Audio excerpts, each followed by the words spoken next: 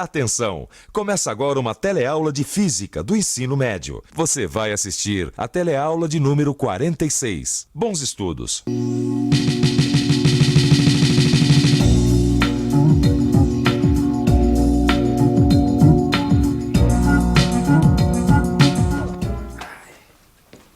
Aí, vamos lá, Gil. Pode botar na mesinha ali. Ô, Vicente, dá uma força aqui, tá pesado. Dá uma força. Tô carregando o controle, cara. Cada um carrega uma coisa. Ah, você carrega o controle ou carrega a televisão? Vai, liga na tomada aí que eu tô curioso pra ver essa televisão. Peraí. Isso. Agora vamos ver, hein? Atenção. Ué, É, o que aconteceu? sei lá, rapaz. Em que tomada você... Ah, Gil. O que foi? Você ligou na tomada 220. E daí, Vicente? Ué, e daí que a televisão é 110. Agora queimou a televisão. Você vai precisar arrumar a televisão e comprar um transformador. Ei, mas pra que transformador, Vicente? Que isso? Pra que transformador? Pra que serve um transformador? Essa é uma das perguntas que a teleaula de hoje vai responder. Além disso, você vai aprender um fenômeno fundamental para o aproveitamento da eletricidade: a indução eletromagnética. E você sabe como é gerada a eletricidade que a gente consome? Pois vai ficar sabendo quando você aprender como funciona um gerador de corrente alternada. E aí, você tá nessa? Bom, eu vou levar essa televisão aqui pra consertar lá no meu amigo, porque eu não quero perder essa teleaula de hoje que está começando. Até daqui a pouco.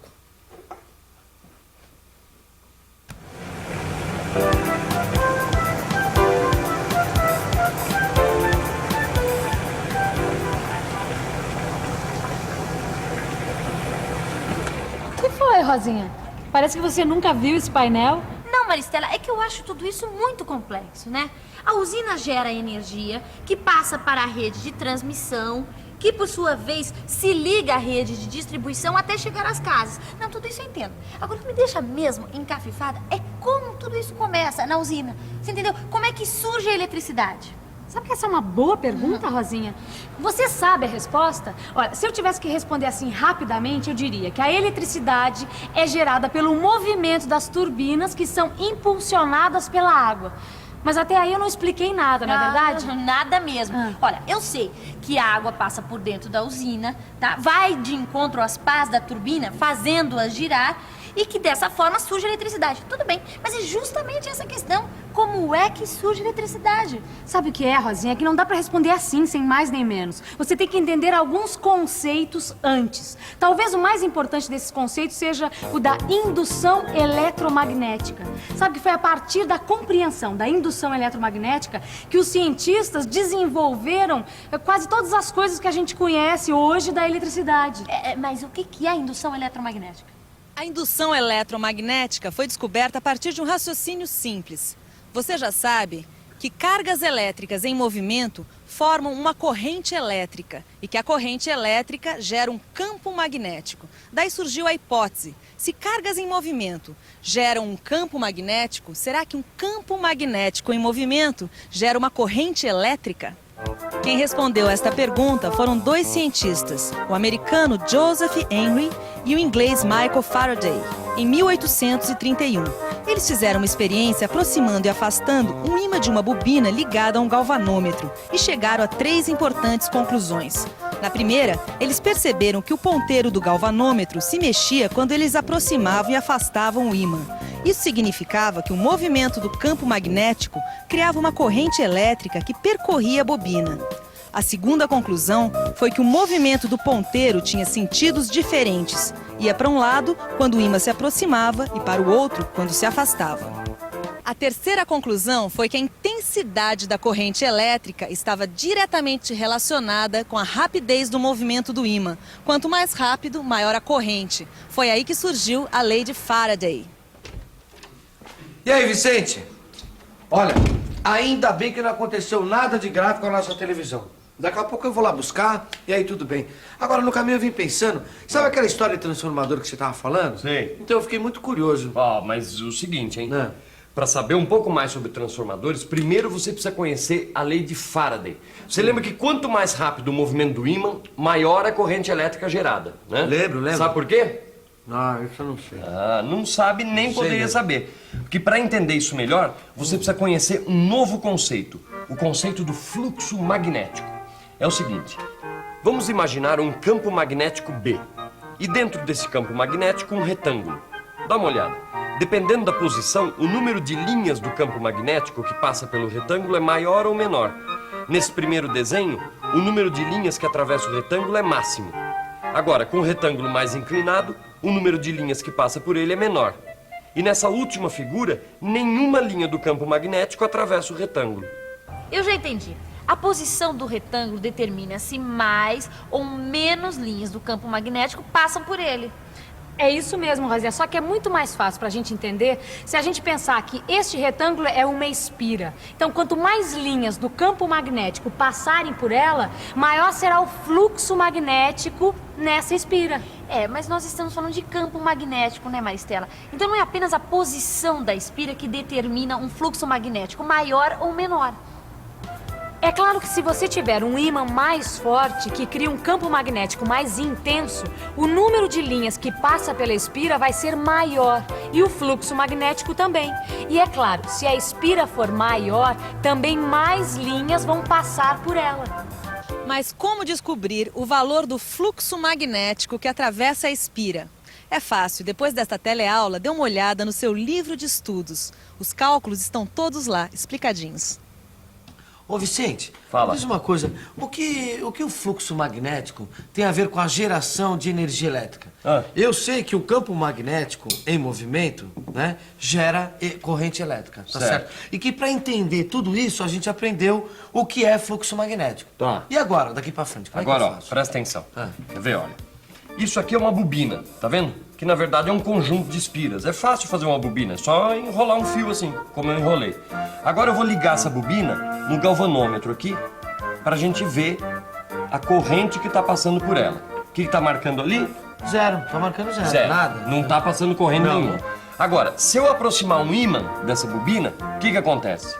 Olha lá. Começa a oscilar de posições. Ah, exatamente. Então agora existe uma corrente.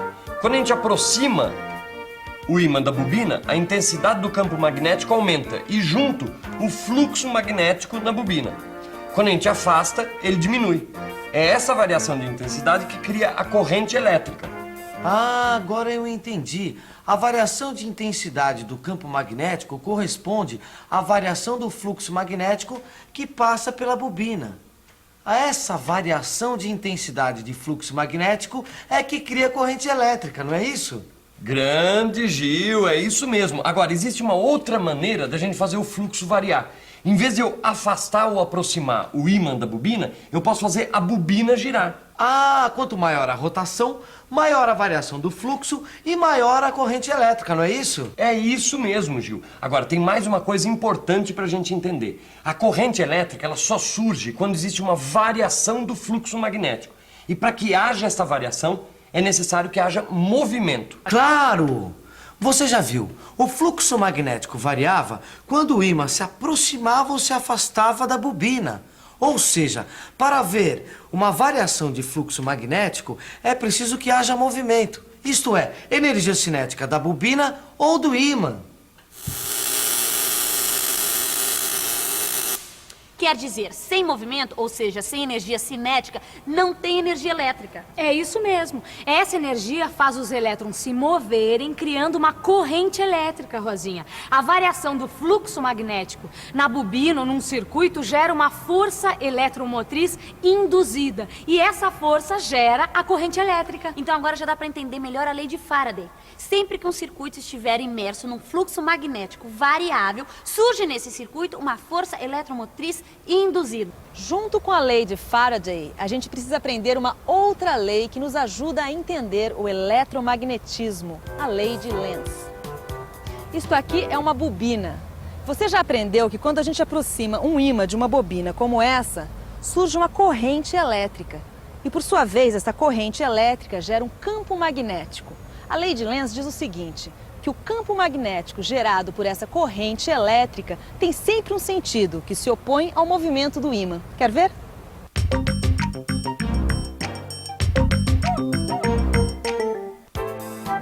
Quando eu aperto o interruptor, essa bobina passa a ser percorrida por uma corrente alternada, gerando um campo magnético variável.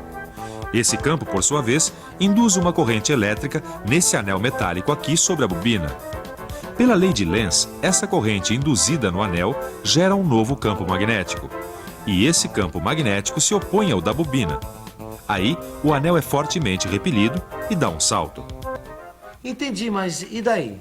Ah, e daí que agora dá pra gente compreender a eletricidade que chega na nossa casa. Depois de compreender as leis de Faraday e de Lenz, agora a gente pode estudar a corrente alternada. Ah, que é a corrente elétrica que chega na casa de todo mundo, não é isso? Agora, sabe, Vicente, eu estava pensando aqui. Para existir essa corrente alternada, é necessário ter um gerador específico, não é não? Exatamente. O gerador de corrente alternada é que é responsável pela corrente alternada. Aliás, ele também é chamado de dínamo. As usinas hidrelétricas usam geradores desse tipo para produzir energia elétrica. Só que aqui, esses dínamos estão acoplados às turbinas. A força da água faz as turbinas girarem e esse movimento provoca a variação do fluxo magnético. E pronto, surge a corrente elétrica. Aí está o esquema de funcionamento do gerador de corrente alternada. À medida que a bobina gira, o fluxo do campo magnético B, gerado pelos ímãs, varia. Ele vai de 0 a um valor máximo e volta a 0 novamente. Pela lei de Lenz, a corrente deve ter o sentido que produz um campo magnético que se opõe à rotação da bobina. Por isso, a corrente tem um sentido variável ou oscilante, já que ora o fluxo magnético aumenta, ora diminui. Portanto, a corrente gerada é uma corrente alternada. E olha aí, Gil, esse gráfico mostra direitinho a corrente alternada. Veja como ela oscila no período de tempo T. Uma das vantagens da corrente alternada é que ela pode ser gerada diretamente pelo movimento de rotação, como as turbinas das hidrelétricas, que são impulsionadas pela água. Olha, e outra vantagem da corrente alternada é que dá para usar transformadores. Ah, transformadores são aqueles aparelhos que reduzem a voltagem de 220 para 110 volts, não é isso? E podem aumentar também de 110 para 220 volts, Rosinha. Olha, lembre-se, os transformadores podem reduzir ou aumentar qualquer voltagem, e não apenas as conhecidas 110 e 220 volts. Olha só, Rosinha, vem aqui. Olha, essa bobina aqui, certo? É percorrida por uma corrente elétrica. Essa corrente elétrica gera um campo magnético de fluxo variável que vai atingir a outra bobina. E vai criar uma corrente alternada na outra bobina. Isso mesmo, Rosinha. Agora me diga uma coisa, como é que a tensão aumenta ou diminui? Isso depende da relação entre o número de espiras presente na primeira e na segunda bobina. Então, Rosinha, quanto maior a relação entre o número de espiras da primeira e da segunda bobina, maior é a variação entre as voltagens das duas bobinas. Os detalhes do funcionamento dos transformadores você vai encontrar no seu livro. Não deixe de consultá-lo. Lá você vai ver como os transformadores aumentam a tensão de 110 para 220 ou diminuem a tensão de 220 para 110 volts. E não perca a revisão que está começando agora. E atenção, se liga aí que é hora da revisão. Na teleaula de hoje, você estudou a indução eletromagnética e descobriu que, assim como uma corrente elétrica gera um campo magnético variável gera uma corrente elétrica. Aprendeu o conceito de fluxo magnético e duas importantes leis do eletromagnetismo, a lei de Faraday e a lei de Lenz. Por fim, você aprendeu o que é corrente alternada. Viu que a corrente alternada é gerada por dínamos, que podem ser acionados por turbinas nas usinas hidrelétricas. Ao contrário, a corrente contínua é gerada por pilhas. Você teve também uma noção do que são os transformadores que aumentam ou diminuem a tensão dos circuitos. Olha lá, quem chegou, televisão consertada! beleza! Tá aí, ó. Ó, eu já tô com o transformador também, agora vai dar certo. Ô, viu? se vai. Agora, sabe, Vicente, eu tava pensando nessa história toda. Se uma corrente elétrica gera um campo magnético, que por sua vez gera uma nova corrente elétrica, que gera um novo campo magnético, então eu acho que essa história não tem fim, viu? Não, você não acha, não. Essa história realmente não tem fim. Inclusive, no século passado, Sei. existia um sujeito, ele chamava-se Maxwell, que ele percebeu isso. ele sacou que isso era realmente uma sequência interminável. Porque um campo elétrico variando, criando um campo magnético, que vai criar um novo campo elétrico e por aí vai. Inclusive, essa sucessão de campos recebeu o nome de onda eletromagnética. Mas isso aí já é assunto para outra teleaula, tá bom? Até a próxima! Até a próxima.